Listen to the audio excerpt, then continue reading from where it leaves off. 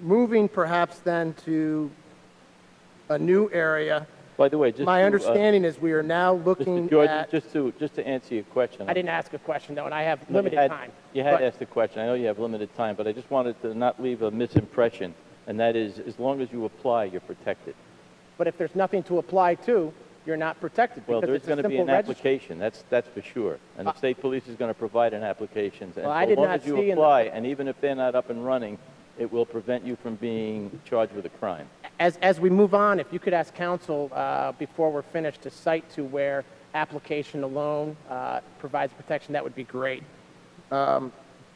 Page 33, section 14, line 14 and 15. Thank you. We'll take a look at that. We now are entering a new realm completely, and that is, as I understand it, if I go to a local sporting store to buy 22 shells, there is now a process that has to be followed. Is that correct? Yes. And what is that process? You have to have a background check. You give your permit or your license, and they check to determine whether or not you have the appropriate background in order to receive the... And who's going to perform that check? Seller of the ammunition, presumably a licensed dealer. Well, I know, but who are they going to, what database will they access to perform that check?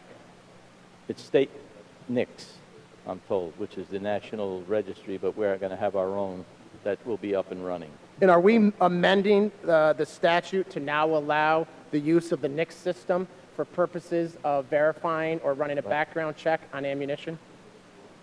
It's state NICS we're talking about, and so we'll have our own database. We're not talking about accessing the federal database, which I assume we're going to get cooperation from the feds on anyway, but we're going to have our own system in operation just to make some of these checks. Well, I guess I'm trying to understand, what is this background check going to consist of?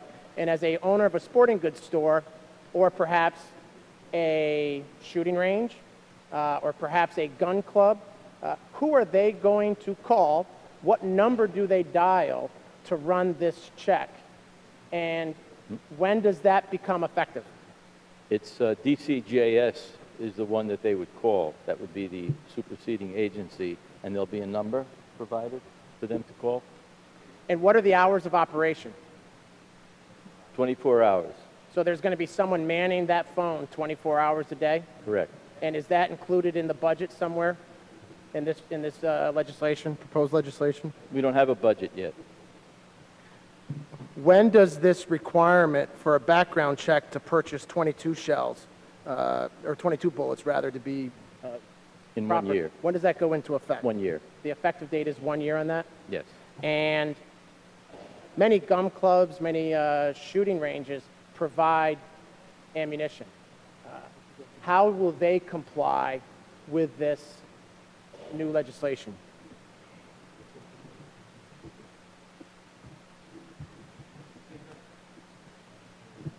If the gentleman, while Mr. Lentil gathers his thoughts, if I could just indicate that the Local Governments Committee has completed its work, and I would ask members of the Health Committee to join Mr. Godfrey in the Speaker's Conference Room, meeting of the Health Committee in the Speaker's Conference Room, Mr. Speaker. Health Committee, Speaker's Conference Room. So it isn't gun clubs that it applies to. It's only licensed dealers who sell ammunition. It's not gun clubs who provide ammunition for shooting. Well, actually, I would direct your attention to how commercially sold is defined, and I apologize. The draft we were provided last night has that on page 20, section 39, line 49 through 51. I don't know which version you have currently, but perhaps that section will help counsel direct me where it would be in our bill that we have today on our desk.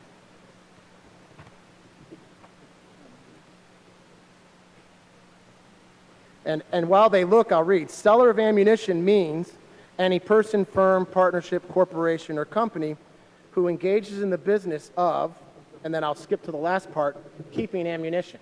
Yes. And I submit to you that under plain English, a gun club or a target range or a sporting event that is in the business of keeping ammunition so they know what's being used on their premises is in the business of keeping ammunition. And I think with that wording, that directly applies to gun clubs, to shooting ranges, et cetera. And are they going to be granted, because I believe statutorily, the information that's going to be delivered through a NICS check is very much guarded and protected information. To the extent that last year, I believe, we had to pass legislation in this House to allow public defenders to have access to that information.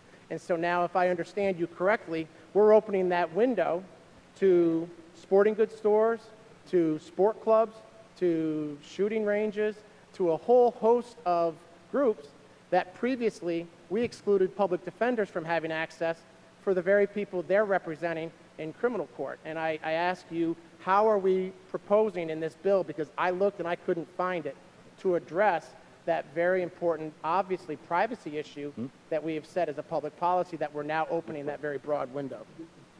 Yeah, I think you're asking two different questions, but let me ask the one I think you're addressing. I believe you think that that language is broad enough to include gun clubs and other folks who provide ammunition. And I would just say to you, you went to law school like I did, and I think the language of this is controlled by what I remember to be the justum generis rule, which means that the specific is the general meaning of the statute is controlling here and not the last section.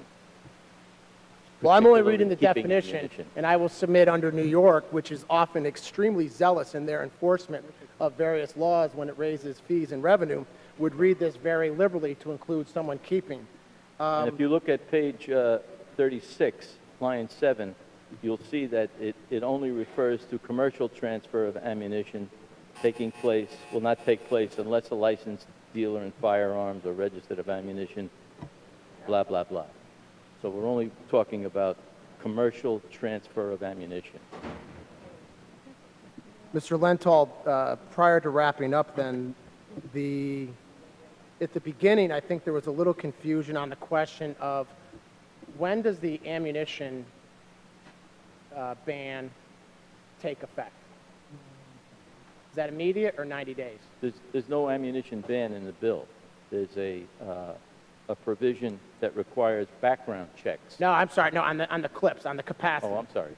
If someone has on 10 or more, when does that ban go into effect? Is that again?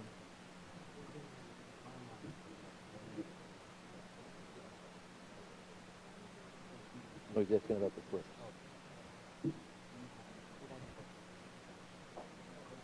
All right, there are two different time periods. The pre-94 clips, the ones that are more than 10, are immediate. That effective date is immediate. When we're talking about 10-round clips, that effect is in year.